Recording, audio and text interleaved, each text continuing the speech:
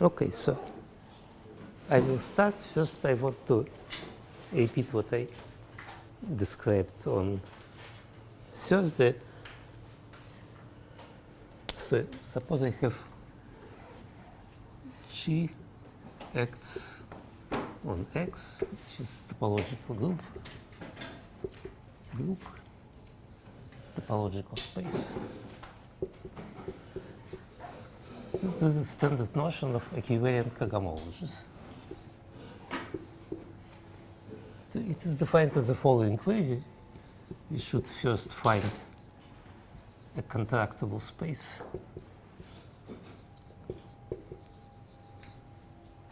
G space E of G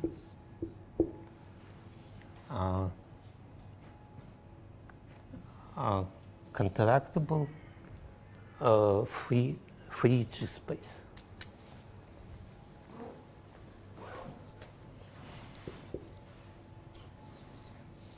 Free G space means that G, X, and G on E freely in some topological sense, not just in the theoretic sense, it's slightly stronger. So, in particular, we can consider BG is equal E quotient by G. And then, for instance, equivariant cohomology of the group, it's by definition is cohomology of space BG. And more generally, I consider BG of X is equal E cross X quotient by G. And then into equivariant cohomology of X, by definition, is cohomology of BGX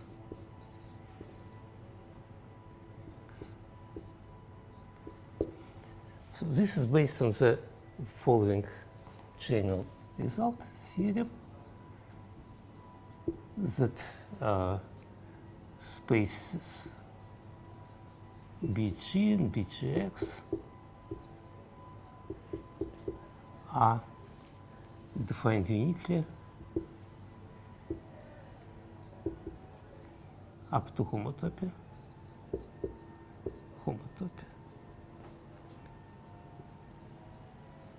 It's general result. Okay, and so how to construct space E? So there is standard construction, which is called Milnor construction.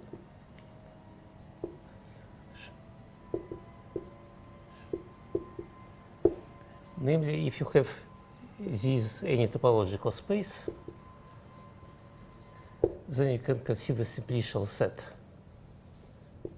which is Z, Z cross Z, Z cross Z cross Z, and some morphisms here. I don't remember, so C here and so on. So this is some standard construction. And then I can consider, so let's consider this Z tilde. And then consider topologicalization Z tilde. So actually point set? Hmm? So that is point the topological set? What do you mean? Topological space or just space? Any topological space. I don't know. That's so some standard, I just don't remember. So here, this is diagonal, this is two projections, something like this, yes. Topologicalization, the claim is that this space is contractible. And then, if you apply this, for instance, so let's denote this E of Z. For instance, if you consider E of G, Gx and G by left translations, then E of G will be contractible G free space. equal G free space.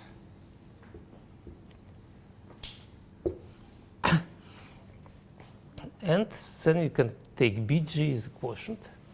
You can write it like different formal, but it's so this is standard Milnor construction, and I would like to explain that this is perfectly good construction from topological point of view, but it's bad construction from geometric point of view.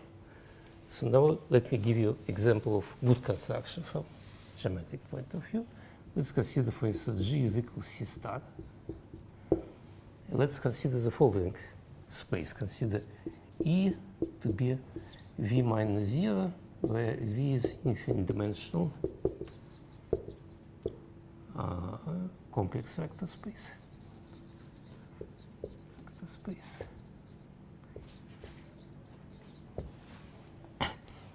So then it's easy to see that this space will be contractible, and it has free action of C star, just commutates. And if you consider quotient, so we can consider E of G to be this E, and B of G will be E quotient by G. In this case, it will be Cp infinity. Okay, so what I want to say here is that this space is geometrically much nicer than this space. If you just consider this space topologically, for instance, in this case, so what you take C star union C star cross segment union so on, and glue them together in some way. This is just definition of topologicalization. It's some infinite dimensional space of very unclear nature. Well, this is in some sense manifold. It's infinite dimensional manifold. If you prefer to work with finite dimensional manifolds, then it's also possible. You cannot find finite dimensional manifolds with free G action, which will be contractible, but you can approximate. Let's take Vn is isomorphic Cn, where n is large. So then we take E is equal V minus 0, and Vg is equal Vn minus 0,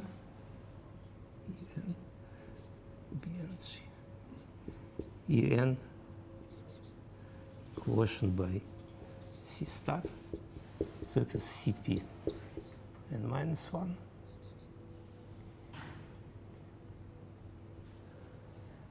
Okay, so this space En is not quite contractible, but it's almost contractible. It's contractible up to high degree.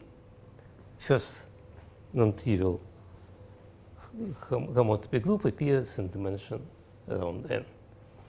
So this sequence of spaces approximates this space Pg, and so anything which you want to understand, you can get from this thing.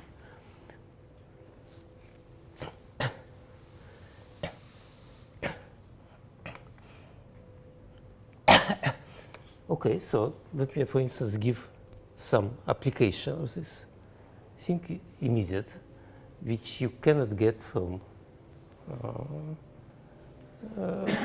Milnor's description. So once what I want to emphasize that despite the fact that this theorem is correct theorem, and somehow people then say that let's always consider Milnor resolution, but I'm claiming that Milnor resolution is good in this situation, but when you want to consider sheaves, so it becomes very inappropriate. And this kind of thing is much better. So let me give some example. No, for example, so I defined, so we defined equivariant cohomology. It's always model over AG, which is by definition equivalent to the homology of a point. Just make sure. And now I claim the theorem.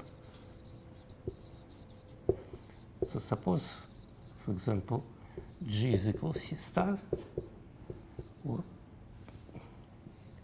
any linear algebraic group.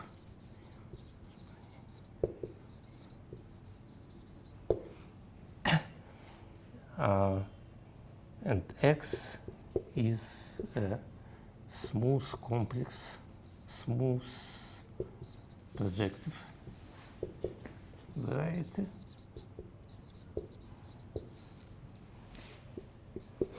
So then I claim that intersection cohomology of X is a free AOG model.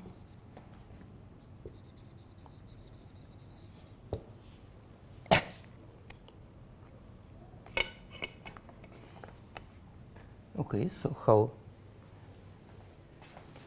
to see this? So I have no idea how one can prove this using Milner construction. But using this construction, we'll prove it in a moment.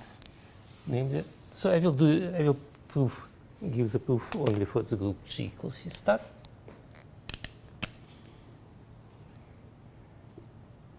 C star. So HG of X is cohomology of BGX. So what is? So I approximated by approximately cohomology of Bn of X. So AG is the equivalent cohomology of the point? Point, yes. B and G of X. Now what is B and G of X? B and G of X, in this case, will be X cross V star quotient by C star. Action, diagonal action. Now it's easy to, it's clear that this is algebraic variety, and it maps into B and G of point. So this is morphism of algebraic varieties, P, morphism of algebraic varieties. How it's called? Proper, projective, smooth. So fiber of P. Fiber of P is. Okay. So P is projective, smooth, fiber is X. Okay, so hence for this thing we can apply decomposition theorem. So if I start with, if you consider constant shift here, then direct image here will be direct sum of constant shifts on BGN, maybe shifted.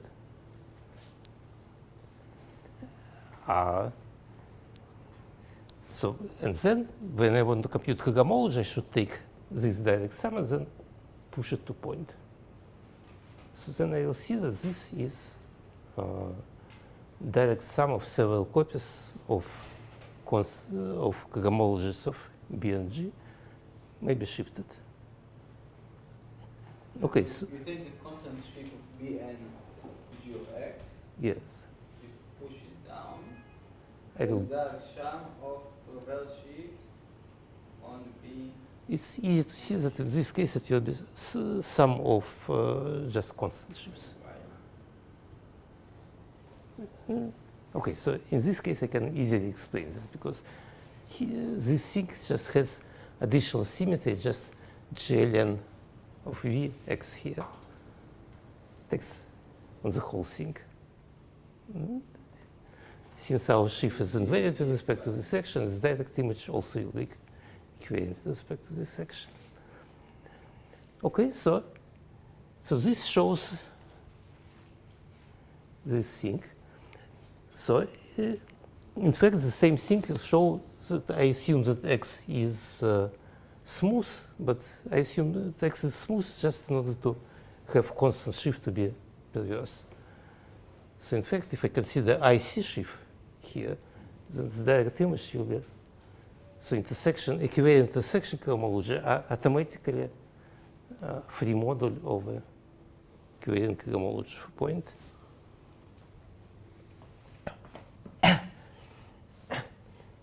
And once more, this follows some geometry. So if you use Milner's construction, you will never see this fact. For projectile spaces, It's just not true, of course. even for not projective, it's also false. No, yes, for non-projective rate, it's also not true, of course. And for smooth manifolds. It's not true. It's easy to construct counterexamples. That's all. Everything is very simple. No, we use some non-trivial fact decomposition theorem, but in order to use this, we should put ourselves in the realm of algebraic geometry. If you use Milner construction, you just don't see it. You cannot see it in principle. Okay, so now let's. Let me remind that somehow notion of sheaf appeared, and cohomology of sheaf appeared after the notion of cohomology of space. First appeared the notion of cohomology of space, and then it was realized that it's more correct to consider sheaves and cohomologies of sheaves. Similarly here, so we would like to consider equivalent cohomologies of spaces. And last time I explained that if G is linear algebraic group,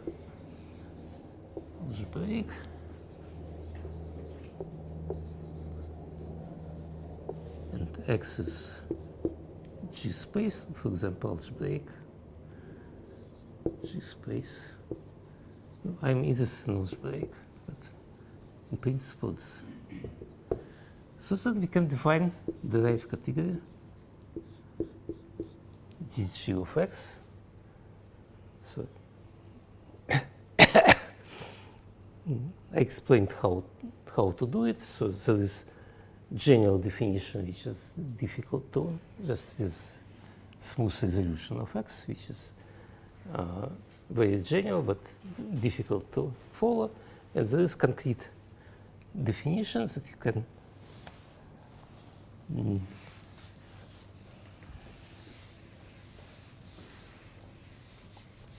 so I prefer concrete definition, but so we'll see that we can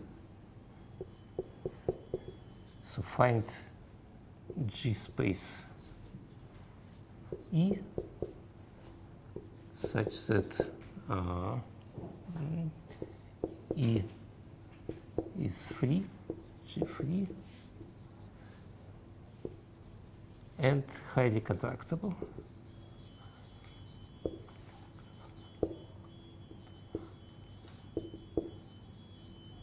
So it means that G space, G, which is, we can always consider algebraic varieties I want to work with.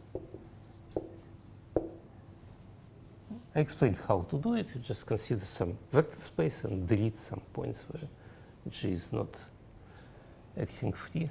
Let's set P is equal X cross E. This again G space, it's mapped to X. And then equivariant sheaf by definition is a pair sheaf F on X. Equivariant. Not sheaf, equivariant complex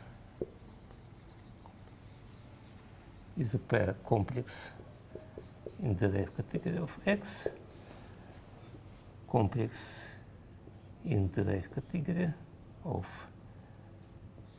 P bar, where P bar is equal P quotient by G. So we have P here. Here have morphism from P into X and into P bar, and an isomorphism of P star F, isomorphism with Q star of H. Again, this may be P star, or maybe I prefer to work with star shriek here everywhere, but this is not important. Things are after shifted, so the same thing. So this is essentially the definition of equivalent shift. Of course, if you want to do it, this is highly contractible. It means that you, in fact, have series of approximations. So you should consider some kind of limit. So in order to make it precise and to work out details, it's a little bit complicated as a result. So as a result, this definition, which was general definition, is easier to formulate.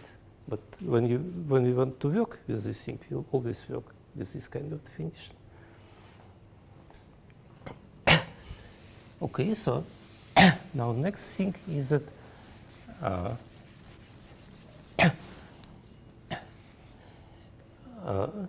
so from this definition, we see that the notion of equivalent thing, we reduce the notion of equivalent shift to the notion of usual complex. So we can consider this over complex numbers, we can consider this over finite field, and we consider Weil shifts, consider mixed shift, and so on. Anything you can immediately generalize to these things. So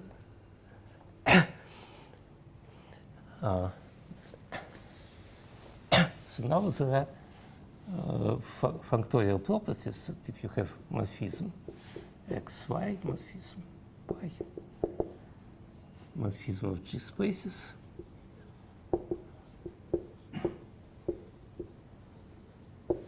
then you can define functors pi star, pi star, pi shriek, pi shriek. And the reason is that we work only with smooth resolutions. And then for smooth morphisms, you always have some appropriate base change with pi star.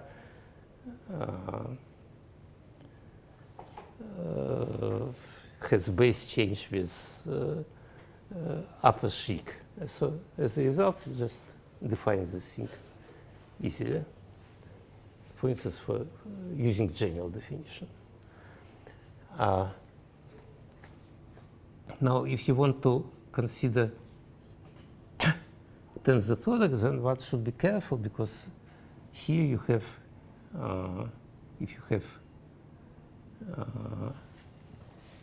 f in the derived category, dg of x, and h in dh of y, then you naturally define d g cross h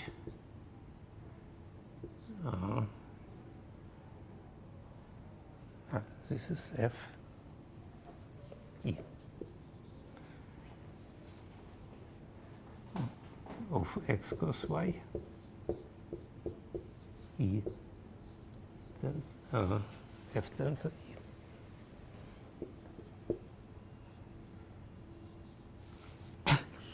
If you want to get to G morphisms, then you should here replace G cross G by delta G.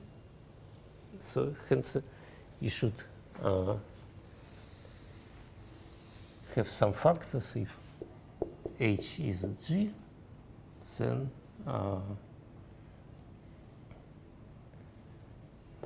you want to define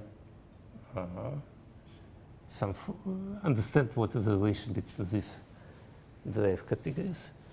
But so the main thing here, I told about derived categories is the following. So let's formulate this. Suppose I have this situation and I have Z is equal to G mod H.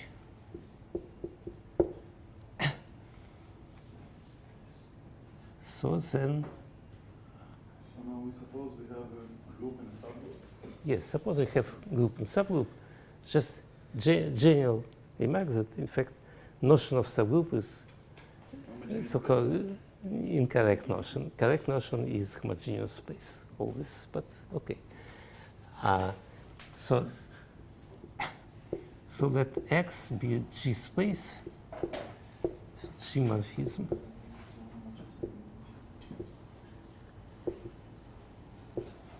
Of G spaces.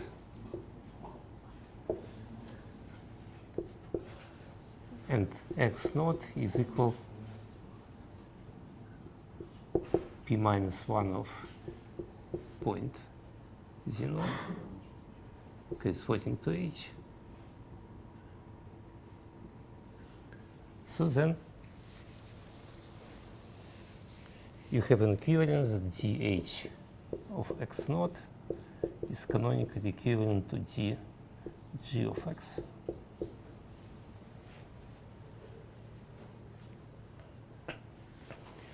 So this is the way how to relate different groups.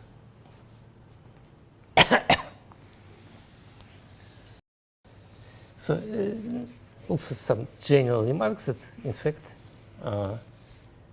the whole idea is you consider dg of X. It should be just derived category of X mod G. But X mod G should be considered in category as stack.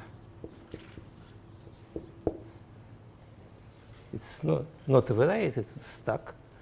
So this allows to define derived category for stacks. But since I don't want to discuss stacks, so I will not consider this. But this is important to understand that this is what it's all about. So in particular, there is a notion of equivalence of stacks.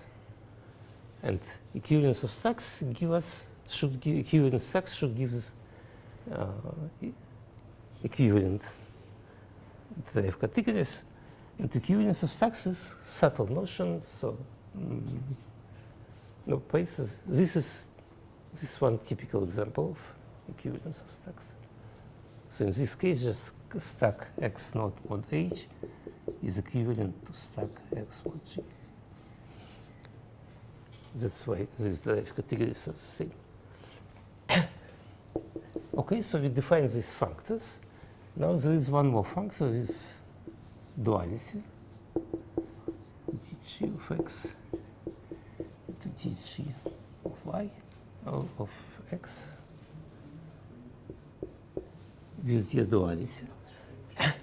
And here one should be careful because in principle this functor is defined uniquely up to normalization. Duality in principle is defined, can be normalized slightly differently. And so here, in this case there are two normalizations, but if you require this thing, then only one will survive. So normalization is the following, that for free spaces,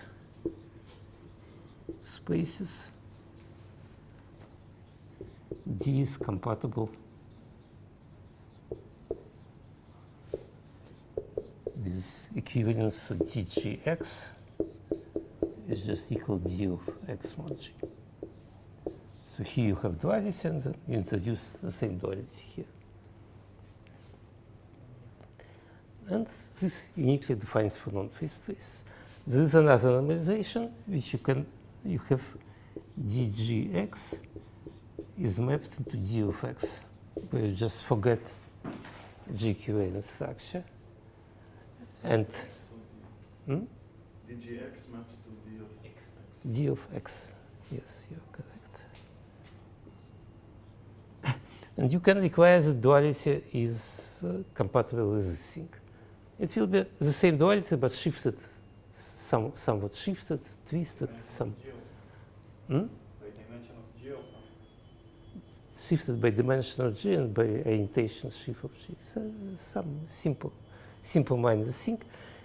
And the idea is that this is correct and this is not correct. So what can I tell? Just once more I mention it because in my paper is Wundt, but different reasons we normalize in this way, which is not correct.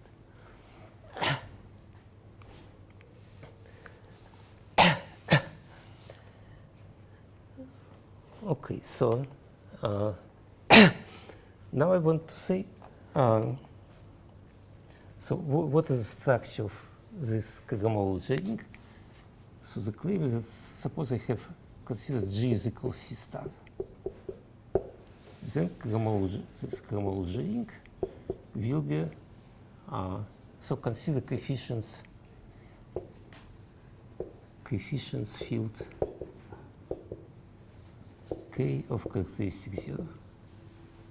In principle, it's possible to do everything over Z, over beta ring, but so then AZ will be K of X, where X, degree of X, is equal to 2. Because this is just cohomology, it's nothing else than cohomology of CP infinity. Cohomology of CP infinity. So now if I consider G to be torus, so C star to the N, then AG will be, cohomology ring will be graded algebra K of X1, Xn, degrees of Xi is equal to 2.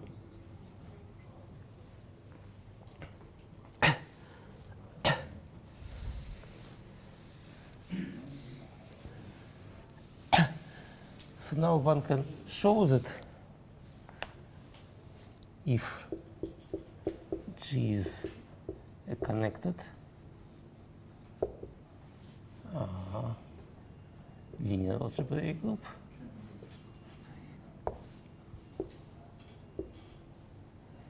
then AG will be X1, XL, where degree of Xi is equal to Ti, where Ti is some numbers. So let me just describe this number, just answer. So the idea is that first of all, if you have connected algebraic group, you can take its unipotent radical, and you quotient by it doesn't affect anything because it's contractible.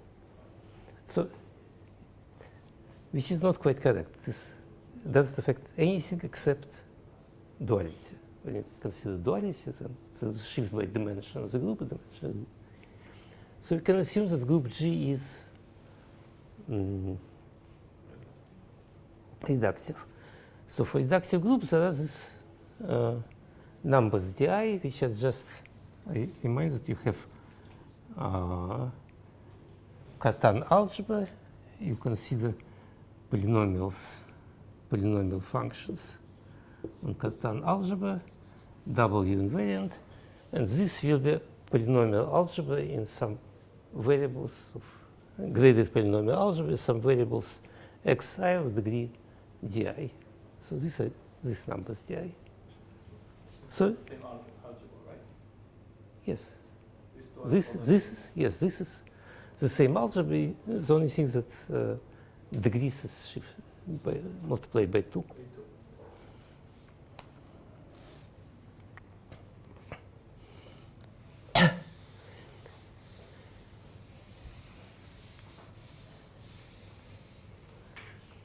Okay, so next thing which I wanted to say is that this is already some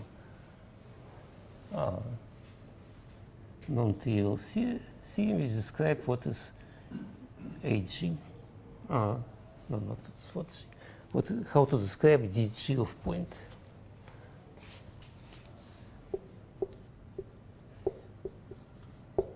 Equivalent direct category of point. So the claim is that this has some explicit description, namely the following. So consider So just AG is just by definition K group of this category. I just wanted to be sure I follow. no. So what is your definition of AG? H is the ring cohomology, Of the cotton G. cohomology of BG. It's not really, it's not directly described. So we'll see what is description, how it is. Consider And the answer is that A in the Forge variable, the answer is that AGs are invariant polynomials on H. yes. We assume that the degrees of H are equal to degrees of linear functions.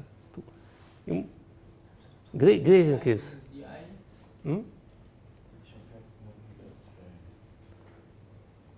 so this algebra is The original H is k of whatever c of y1 ya, where yi degree of yi is equal to di. but on H the degrees are just 2. On H itself, the degrees of each element in H is just 2. Then you take double invariant. Any element of H star. Okay.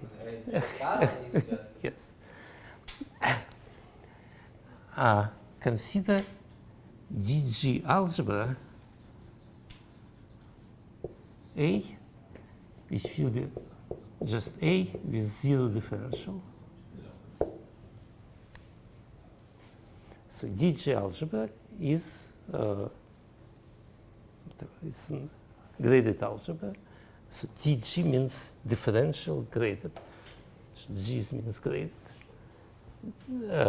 Algebra associative, in this case commutative, and differential d of degree plus 1. That's standard thing. Now, Small a here is AG. I mean, yes, capital A, but not. yes, A is H. Consider this DG algebra, and now consider category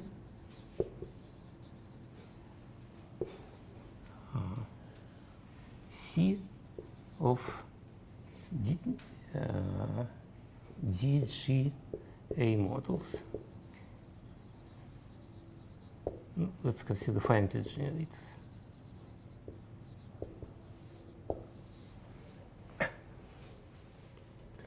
So object of this category is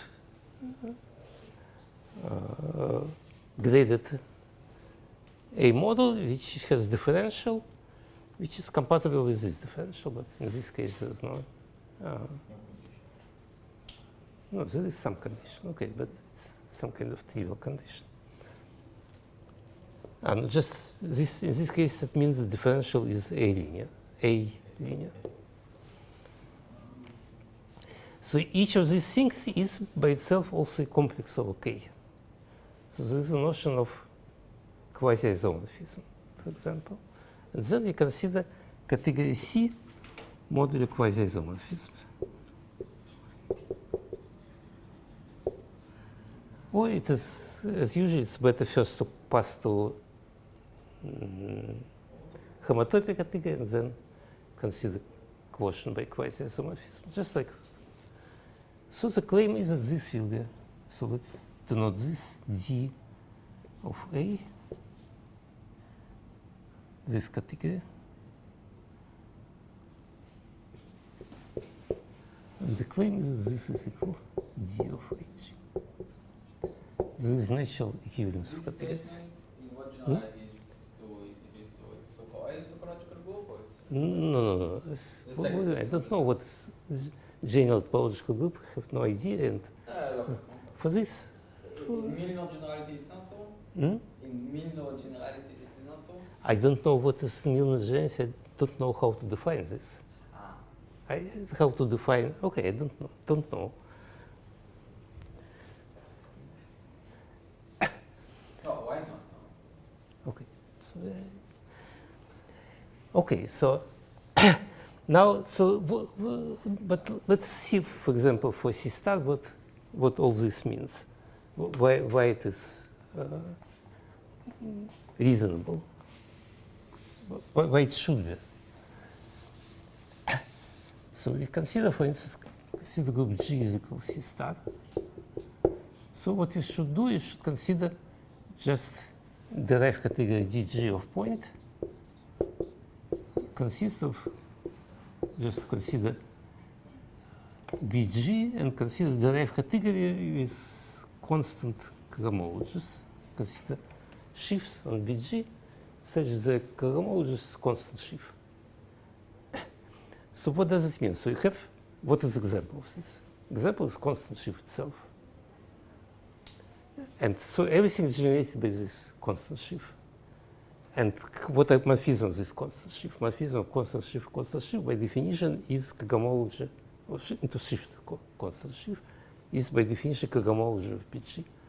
So this algebra R, so we have here this constant sheaf C and home I C C is equal A I. So you see that this category is generated by one object, A, C, which morphisms in derived sense is given by algebra A. And this is the same AG. Yes, yes, it's the same as G.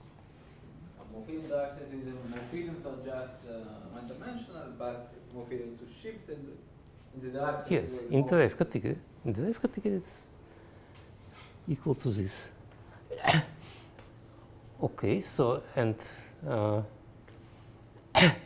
okay, and now so and in this category, let's see what is in this category. So this category, so we consider differential graded A model. First remark, very simple, that any such complex up to quasi-isomorphism you can replace by complex which will consist of free A models. Because you just write resolution, because A, this algebra is polynomial algebra. So you can just write resolution. And so, okay, so you can, in other words, in this category, you can just consider just homotopy category of free, of complexes which consist of free A models. Up to quasi-isomorphism, but then it's clear that this is the same category because A here corresponds to C here, just the same thing. Okay, this is not a proof, but essentially it is a proof. So this guy is kind of a progenerator of this thing? And Yes, sure. And then you're saying that up to homotopy you can always Yes, decide. yes.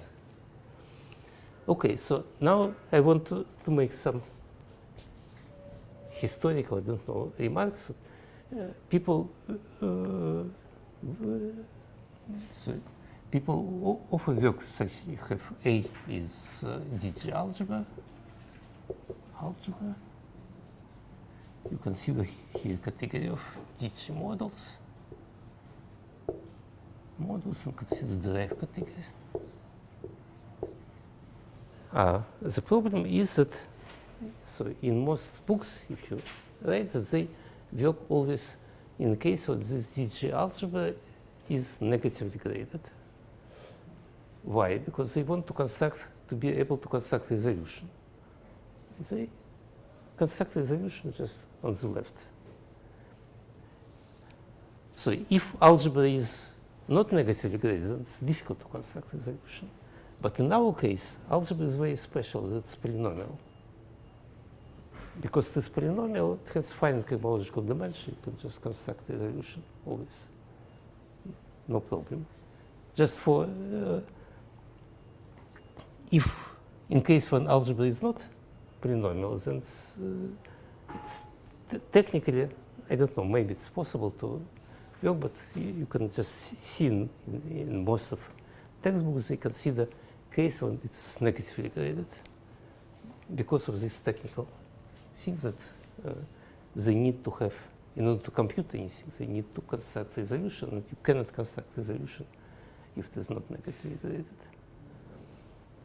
for general case. Okay, so now I want to define what is equivalent cohomologies and so on. So,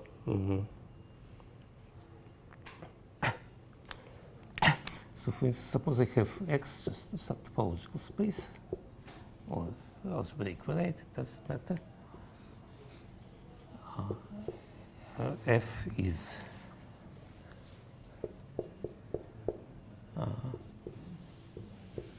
d of X. So what are how to define cohomology of X? Cohomology of X is by definition XF. It is Hom in the derived category, constant shift of X into F.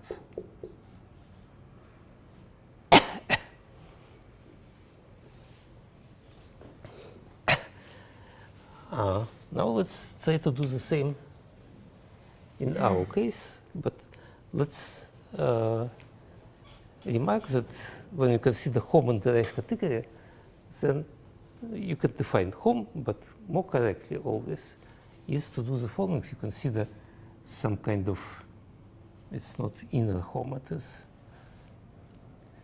you define Hom, so you have two objects in the derived category.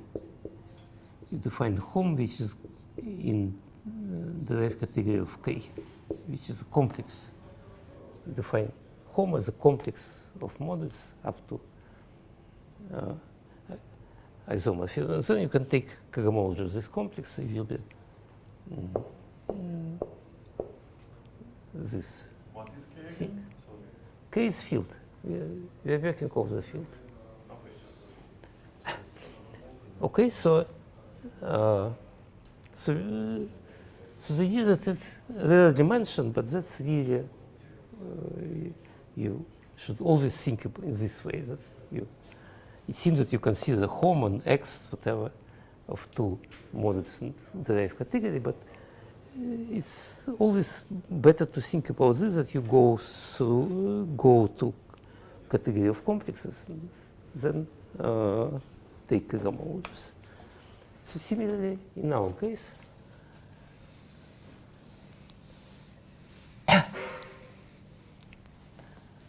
so suppose I have X is G space,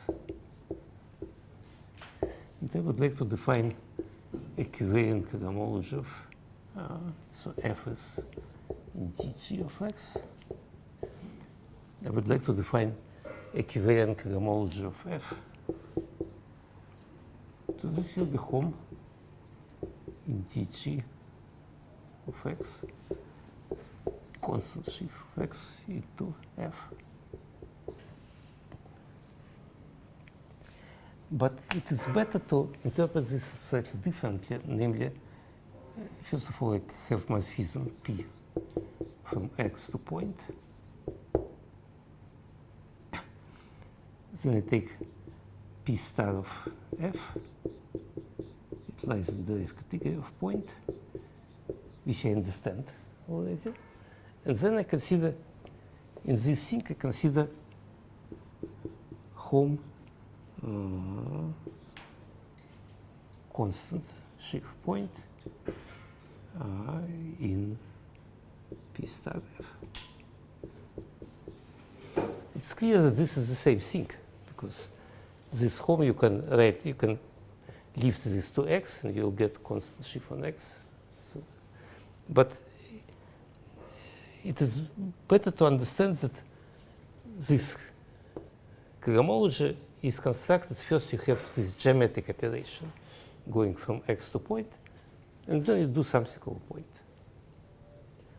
So in particular, you can now define cohomology with complex support of F. You just take P chic of F and then apply the same factor. So here you just have just one factor. So, and what is this factor in this case? So, in this realization, this factor, let's know that H dg of point into A models. This is very simple because so dg of point we realize that this is the derived category of A dg A models. A models. Now, if you have such DG model, you can just take its cohomologies. And this cohomologies will be modular cohomologies with this algebra, which is just A. So there you wanted a home in the formula for complex approach. It's a home from C in the top. It's a home from C point to this guy on the top. Where? Here? At the top you wrote a definition for cohomology with complex support. Ah, yes, You yes. wanted to take a home. No, this is okay. The left hand side is what we want. P sheik. Yes. Then I take. No, first I take P sheik. Ah, no. Of course. Consider. Then I have of P sheik of F. Okay. So I want to define cohomology with complex support. I take first dg of x into dg of point. Here I have only one factor, this cohomology to A models. And here I can take either P star or P sheik. And H is the home from constant sheik over a point to your. It's on one hand this, but there is another description of this much easier. You just take cohomology of this complex. You have dg model. It is in particular it's complex. You take cohomologies. It's modular cohomologies of A, which is what you consider.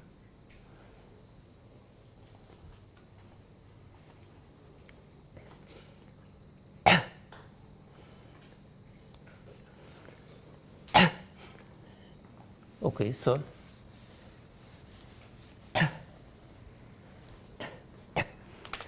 now we have the following.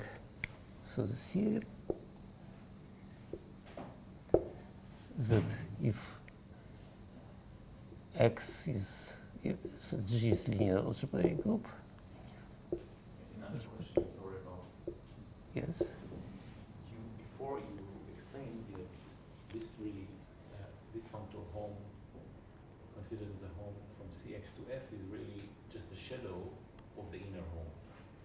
Yes. So that's exactly. That's exactly. So this is this.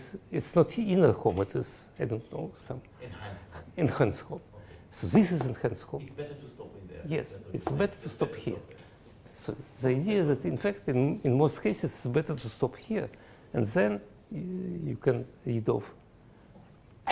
That's what exactly what I'm trying to say. That for many purposes it's better to stop here. And, so in other words, you have these 6 or some number of geometric factors, which are purely geometric, but they will lead you to dg of point. Then if you want to extract information from this, okay, so this is separate story which is not geometric. It's some different argument. Okay, so we will use this theorem that if G is linear algebraic group acting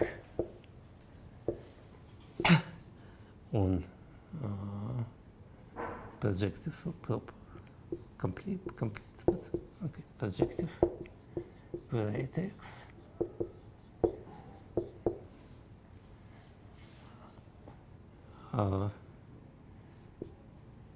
then we can take intersection cohomology of X. Cohomology of X is equal, by definition, cohomology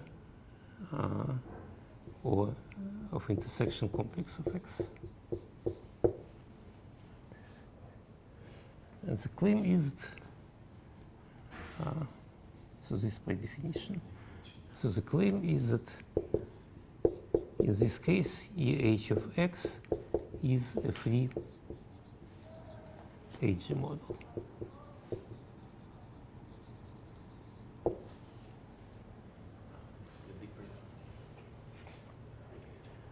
Or position films. yes. Okay, so, but in fact, of course, this means, in fact, that this halfway, when you go to this enhanced home, then it will be, so here there are some interesting models which are free A models with zero differential. So it will end up here. So, so it's a slightly more precise statement. Yes. Hmm? These are equivalent cohomologies. Yes, yes.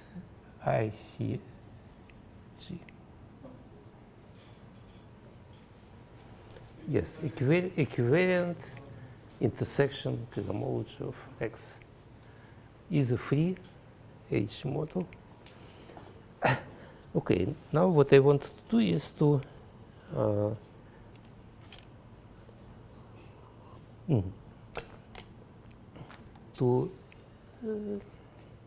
describe some application of this to toric varieties.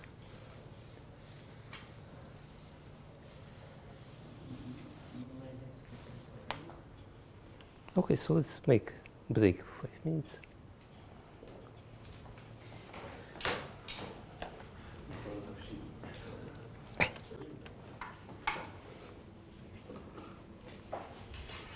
So I would like to show application of this to intersection cohomology of toric varieties. So suppose I have a torus.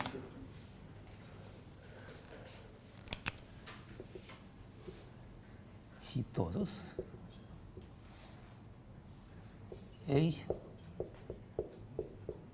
AT, so равняется K. K some field of characteristic 0, x1, xn, degrees of xi are equal to 2.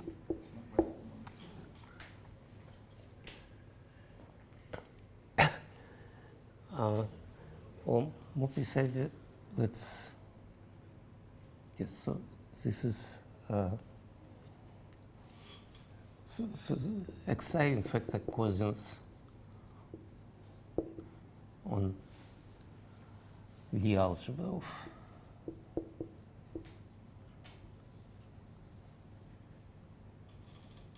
T of T, which I would not V. Vector space. So and A is so polynomials on V with this grading. Now I take delta to be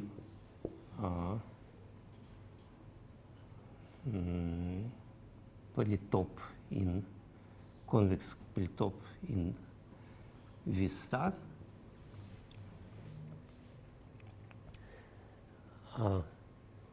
So A is polynomial of V, or I can define the symmetric algebra of V star.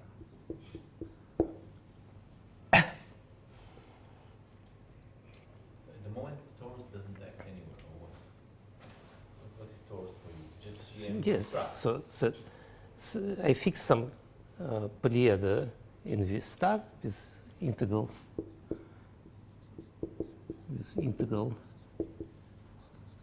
vertices. So then it defines me X toric variety. I described last time how we constructed X of delta.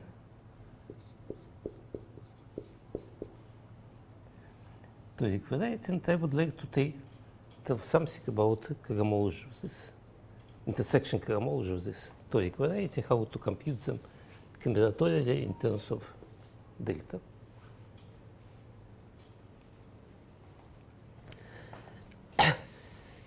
So first remark is that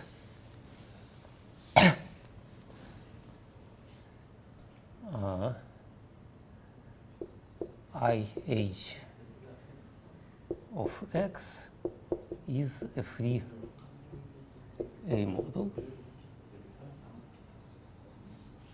IHT of X is a free A model, since our variety is projective, it is a free A model. And the first claim is that IH of X, just usual cohomologies, IHT of X, quotient by maximal ideal, M is natural maximal ideal, M is in A is augmentation ideal.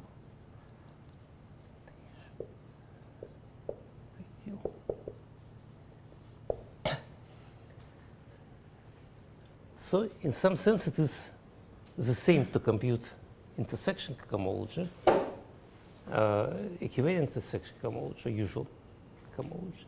Why is I don't know, obvious. it easy thing?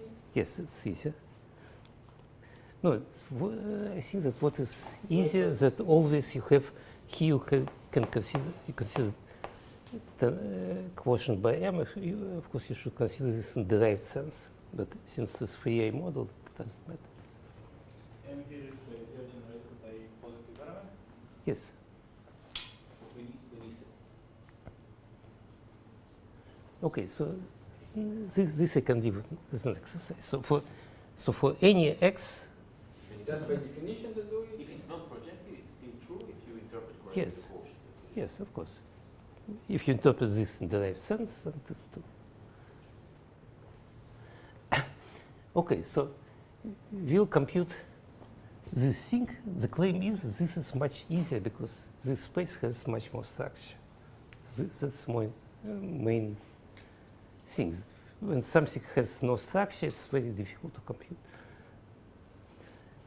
Okay, so and the idea is the following: that we have our space X delta. So delta has faces sigma, and X delta has orbits T orbits O sigma or X sigma. So there's one bijection between these two things. Now, so how to compute some cohomology, something about sheaf on X delta, which is constant along orbits. You should glue it from something which is on this orbit.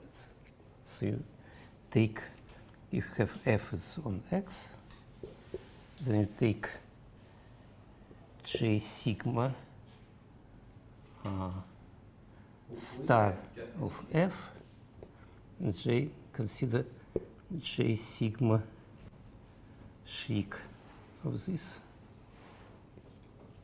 Suppose you have F is any G-equivalent sheaf on X, then you restrict it to orbits X sigma by star, then you consider extension by 0,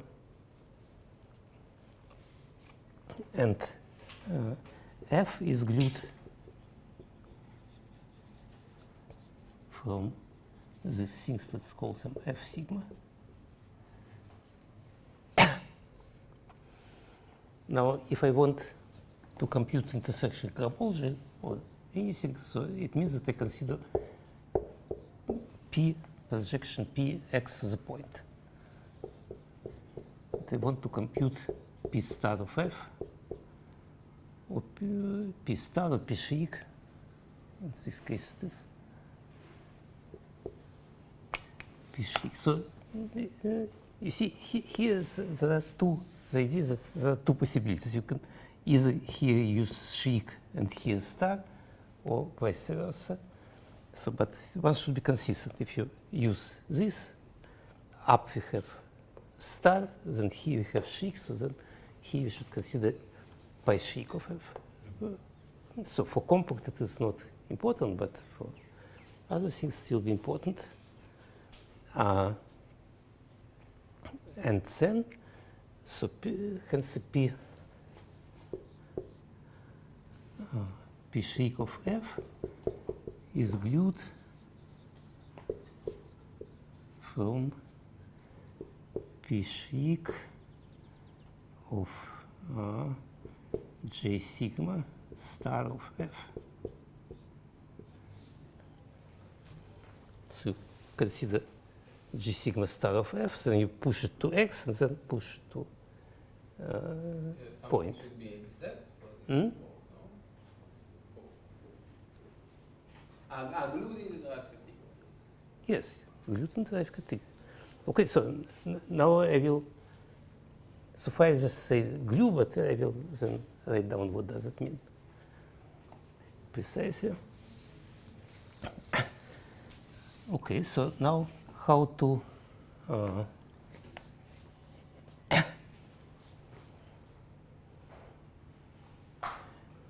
think about this. So what is sheaf on sigma? What's the derived category of X sigma F? We know that X sigma, you can write that it's T quotient by T sigma by substationary subgroup. And let's assume that if our variety is normal, then all this T sigma will be connected. So you have just tori. Let's assume T sigma is connected. So then this derived category, so it's D of X sigma, T is equivalent to the derived category of T sigma of a point.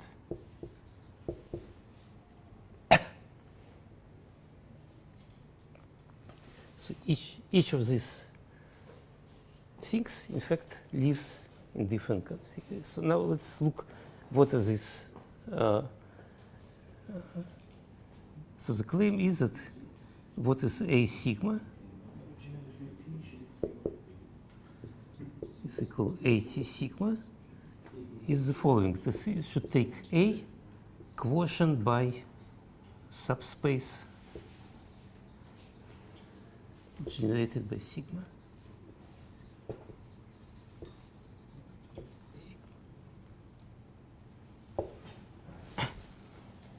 So A is symmetric algebra of our space V star. In this V star we have sigma is just some kind of affine linear space. So it gives you some linear space, you quotient by this linear space.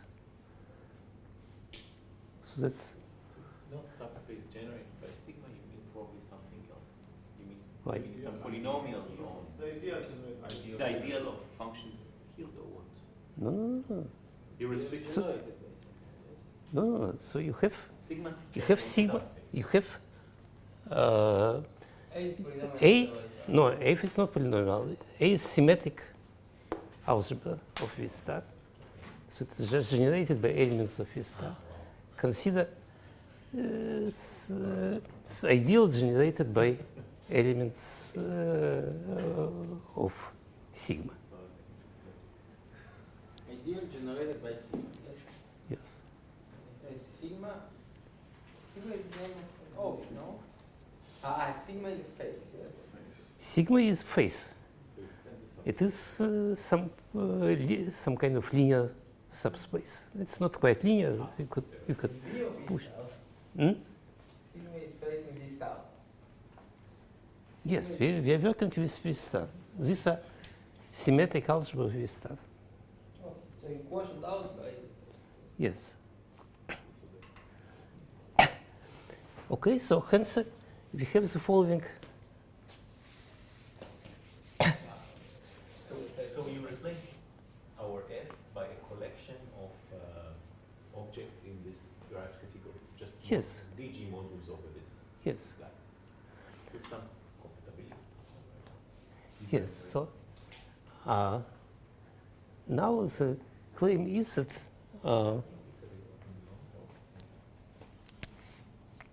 Mm. So the claim is that this F sigma are free A sigma models. Okay, so I will discuss this claim later.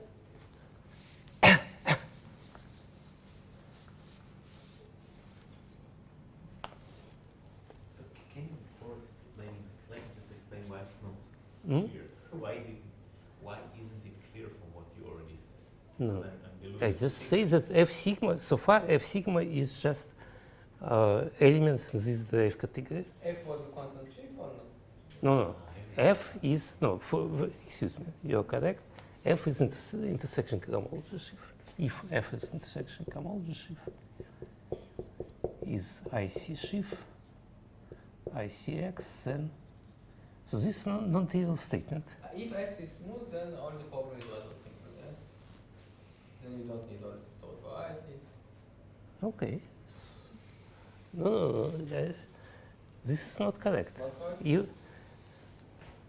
Even for smooth S question, how you compute cohomology of X? Combinatorial area?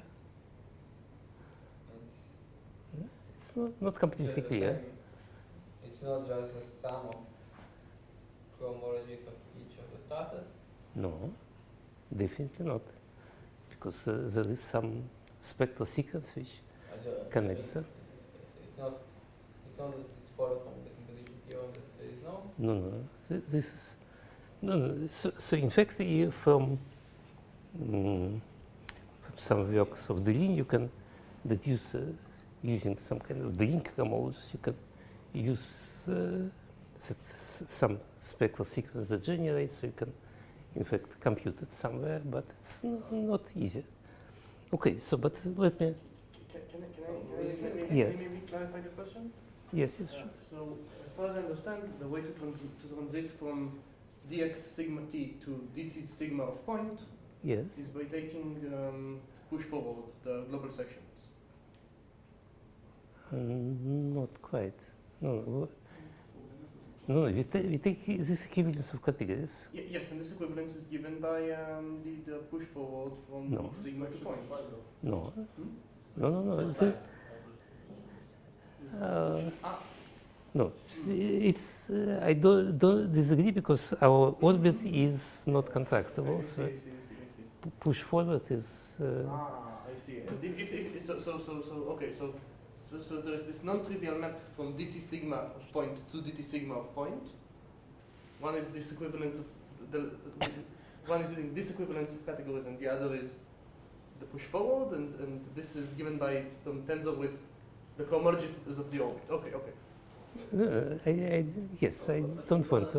Another thing. So before we say that if you have F, Yeah. then F is glued from So, see, I will just. Schrick of F, yes? Yes. Of Yes, the yes, constant yes, sheaf yes. is glued from Eiler's Schrick of constant sheaves. So in this dark category. So now you can push everything to a point. So the cohomologies will be glued from Eiler's Schrick of No. So F is glued from what you said? Eiler's Schrick of the constant sheaf. If F is a constant sheaf, everything is smooth, let's say, and F is a constant sheaf. The question is, what do you mean constant shift? On a point. What is the constant shift? So there are two different notions. One is which is direct sum of translations of constant shift, which corresponds to free A model with zero differential, and another is arbitrary shift is constant. No, I just mean the constant shift, one-dimensional. So I have a torque variety, a projective torque variety. And I have Smooth a or constant not shift. smooth? Smooth, yes. I have a constant Yes, shift on yes, it. yes, So that's the constant shift on it glued from Eiler's Schrick of constant shift. yes. So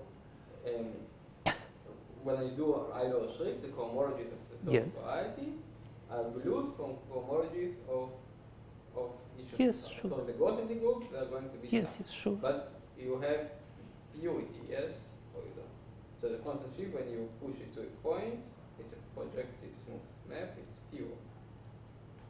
Yes, so So you can, if you know it if in the Gaussian group is a sum, then you know the cohomologies. okay, so you probably can do this. And there is no spectral sequence, so it's just sum.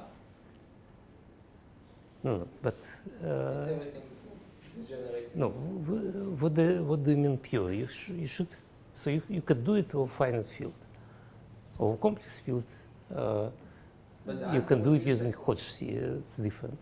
But the answer will be the same. So Yes, then the answer is that the Yes, so- cohomologies of a compact. Yes. So you just say that in the 3D group it will be direct sum of cohomologies with compact support of these orbits x sigma.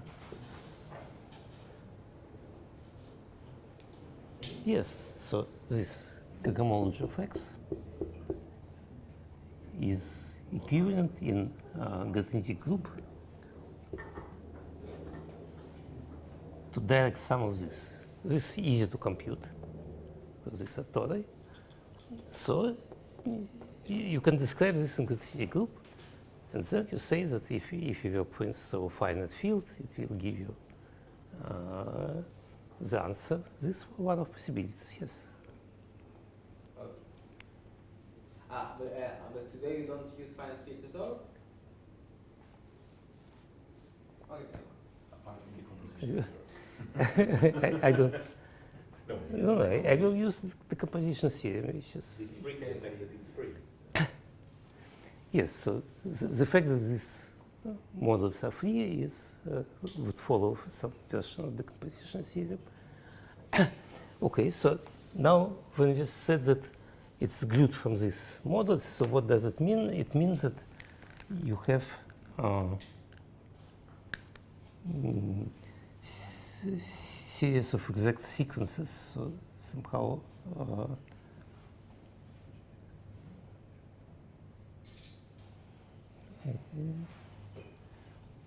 so you have f. Let's say fk is equal to direct sum of f sigma, where dimension of sigma is equal to k. And then you have, This is definition or what is yes, this is just definition. Okay, so then the claim is that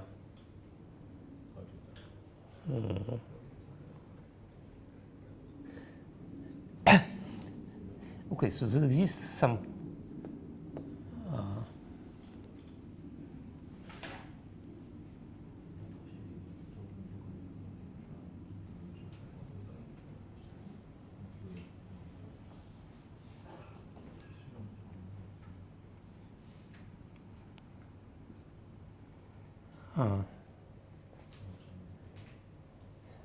just one moment. One moment. What I said is no. Does it make sense? Because they live in different categories. What I meant, just with the eraser. What I meant is that we consider push forward. So,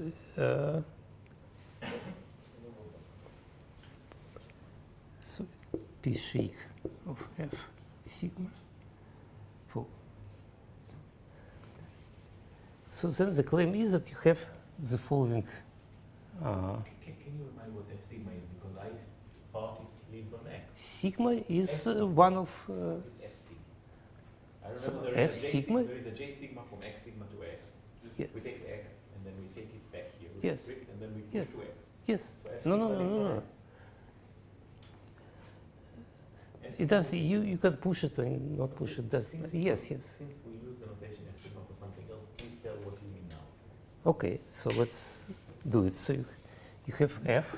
You consider I sigma star of F, and then you push it I sigma shake. Let's note it F sigma. So this will be on X. So all of them are living in All synthetic them are, No problem. yes. Now I can take this F sigma and take its image into point. It is the same as image of this to the point, because shake and shake. So P sheik of F sigma is equal P sheik of I sigma star of F. And this guy lives This will live over the point. in the equivalent graph category. Yes, with equivalent. respect to T sigma. The torus T. To the entirety. Yes, of course. No, So we this. don't choose any equivalence. This is entirety. Yes. So now the claim is that you have the following exact sequence. So for if F is IC sheaf, then you have the following exact sequence. You have F naught, which sum over 0 dimensional, F1, Fn, and here, so it's exact everywhere except the last place where it is has one-dimensional. So it's quasi-isomorphic to 0, 0, 0, 0, k. F k is an element in the derived category of a point, yes? Yes. And then you have to. So probably what I do, I take now cohomology of this thing, and then the claim is that I will get this sequence. So this is a complex or what it is? So the map between F0 and F1 is not just embedding? Yes, this is a complex which is acyclic everywhere, Or except the it's not last. embedding? Hmm? So the map between F0 and F1 is not just embedding? It's related to how the face is blue. Yes, exactly. You want to encode the geometrical combinatorial structure of sigma. Okay, just. Oh, So the idea is that these models, so models in F naught, they are free A models. Models in F1, they are not free, they are one-dimensionless. In each sigma, they are free in different directions. And then next thing, they are free in different directions, and so on. So the claim is that this is the claim that this is an exact sequence, except the last place. And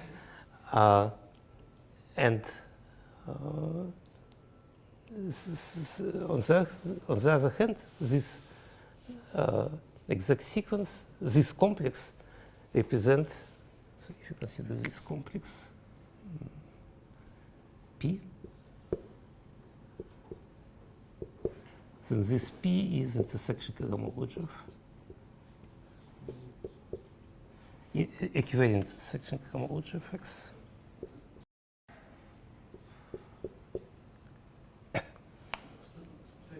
What do you claim? You're saying that P. So This complex is complex of A models. So it represents some element in the derived category over the point. This is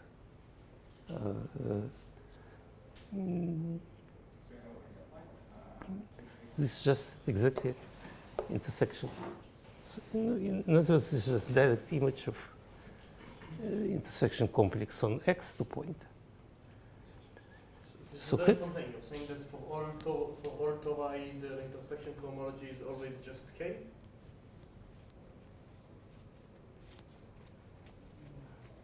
Just one more. Because you said that there was a quasi-isomorphism between P and the complex K at place N.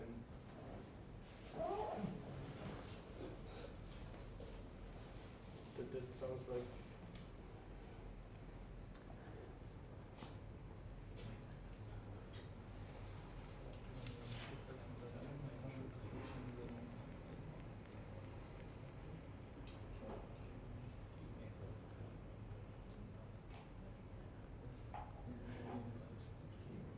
Mm-hmm.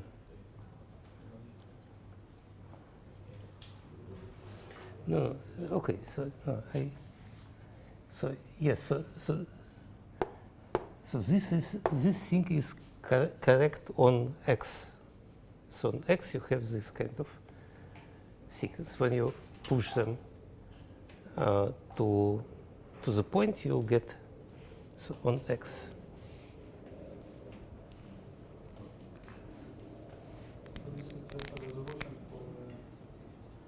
This is some kind of resolution of. Monocyclic, but resolution of Yes. intersection cohomology. Yes, so this complex represents intersection cohomology complex. And then you consider its direct image. So you should compute it. So when you consider direct image with using pi shriek, so you get. So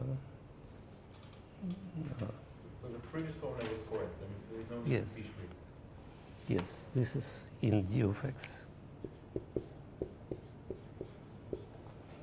And hence you get a complex pi shriek of f0, pi shriek of f1,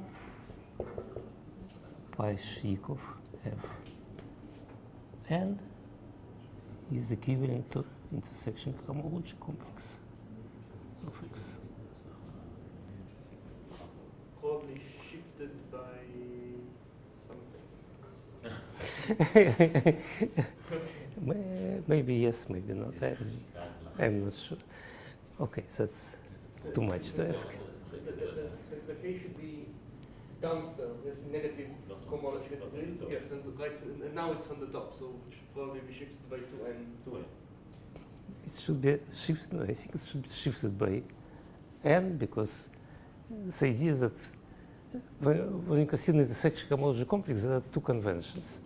One is that of smooth variety, it is constant shift, and another that it's constant shift in dimension. In that case, you need to. So P is in negative degrees mostly. Yes. Yes. Okay. So I don't want. Never mind. Yes. So here the index of the F, just not understand the direction of L, so it goes from a smaller strata to bigger, right? Yes. So it's on smaller strata you have something which, when you go to the point, it will be full modulo over A, or free modulo over A. Here it becomes module of one smaller degree, and so on. And okay, so now the statement is that in fact this complex you can construct purely combinatorially. Maybe the claim is that there exists unique complex with this property, unique up to non-canonical isomorphism. So you start with complex which is, so essentially you think about this, so you have this, you think, then you start with something which is just constant shift on this thing, then you extend it here. From these conditions, there's a unique way to extend it here. Then you go to the next thing, there's a unique way to extend it here, and so on and so on. If you require this, you have all the time exact sequence, there is unique combinatorial way to extend these things. And this gives you, eventually gives you computation, first of all, eventually gives you computation of all intersection cohomology fibers. And also, by this procedure, it gives you computation of global intersection cohomology of X. Equivalent intersection cohomology of X. And after this, taking quotient by M, you can get just usual intersection cohomology. So this gives you some computational procedure how you can actually. You are saying that to calculate intersection homology this is the easier way. If I just want the non-equivariant version, this is the better way. That's what you're saying. Yes. So if you want to compute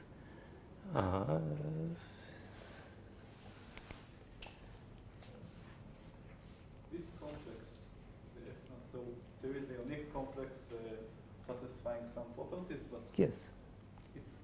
does it have? I mean, it's somehow related only to the combinatorics of the Yes, exactly. headroom. So you can, its cohomology should be somehow related to the combinatorics of the polyhedron. There is a yes, you just write down. So I describe your procedure how to. No, but I construct think this. whether the support of the cohomology, for example, I mean, the hypercohomology is supported somewhere. Is that what you're trying to No, I'm just trying to say so.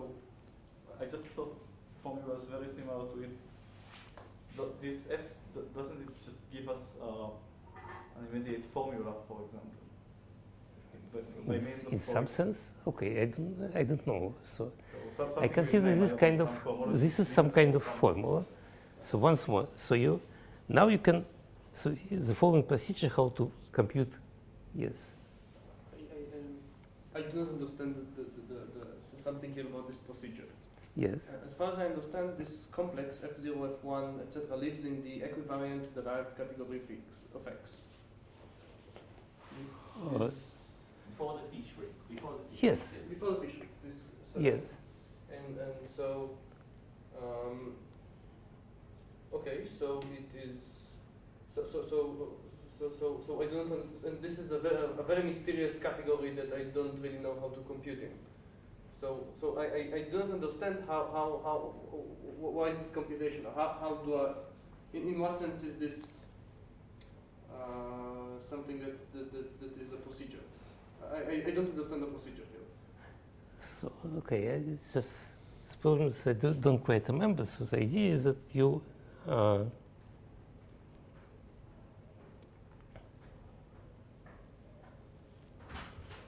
Somehow it looks like you want to use somehow the fact that each of the Fi is a AT sigma module somehow. yes, of course. This is lost here. I mean, I don't see the algorithm depending on it. So the claim is that there exists, okay, let's start. So I start here with C. Now I look at this orbit, Yes. orbit of coord-dimension 1. The claim is that I can put here unique free T sigma module, which is mapped into this module. So I did it. So now I have constructed this complex. So now I look. In what? Did you? There is a step that I'm missing. Yes. Here, because somehow, where did we get to use? How? When did we relate the T sigma structure on different faces to each other? Yes. No. This naturally.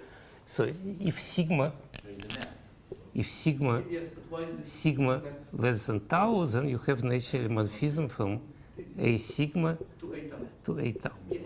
Yes, but why? So suppose that there is a map compatible with between F0 and F1 as AT modules, Yes. compatible with this map of rings. Yes. Why does that translate to a map in the derived category, in the equivalent derived category on X? Just one moment. What I'm claiming, so the procedure is the following: that I construct just family of A models, Yes. a complex of A models. That's what I construct. So this complex of A models on each, just I construct on each sigma. It is free model over A sigma, and they form a complex. And the claim is that there exists unique such complex. Okay, so now I understand the computational procedure, but I don't understand Why? correctness of the procedure. Yes. Okay. So What I fail to understand is, suppose they have a face sigma which is less than tau, yes, and they have some module, so some A tau module and an A sigma module, and they have a map between them which is compatible with the map of rings. yes. Why does that translate to a map of sheaves? Because X sigma and X tau are contained in each other, and you have this. No, they're No. not contained in each other. They are disjoint. But they are contained in X, so you can push. Okay. So You have a functor between them, you can translate it to a functor. but there are two different categories. There are no maps between. Yeah, but you put everything to X. No. Yes, but on X, I do not know what is the relation to the AT structure.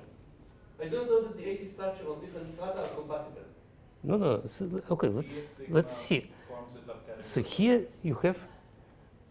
So the idea is that here you have one-dimensional A model, Yes. and here you have a sigma model, Yes. which you want to. They want to construct. They have a map between them as models, and they want to build the map as sheaves. And I don't understand why. So Just for a moment, it's always in what direction?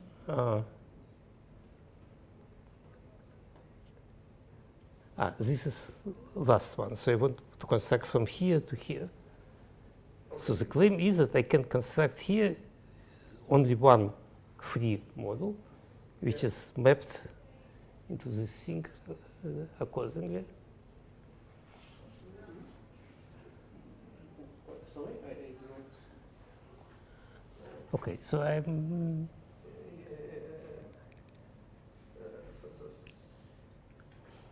Okay, I cannot describe this, but so should finish. So, but okay, so I cannot describe it in more detail, but so I describe the general thing. So one more important thing here is that all the time we used decomposition theorem and some versions of decomposition theorem in order to see that some modules are free models. Now, as I understand, so there are some polytopes which are not rational, which you cannot put this thing, but the whole procedure you can define for them anyway. And I think that by now there is some combinatorial proof that also everything works and gives some kind of answer. And that's approximately what Vladimir Sheckman was talking on his lecture. He had very similar situation in his situation. Okay, but this combinatorial thing, which you just can carry on all the theorems instead of decomposition theorem. In this case, you just by induction prove everything by induction, which I haven't told the proof because I somehow don't like combinatorics. So, okay, so I want to describe this thing. So this is some kind of one of applications of the thing that I think that this equivalent derived categories, they're really important things. Okay.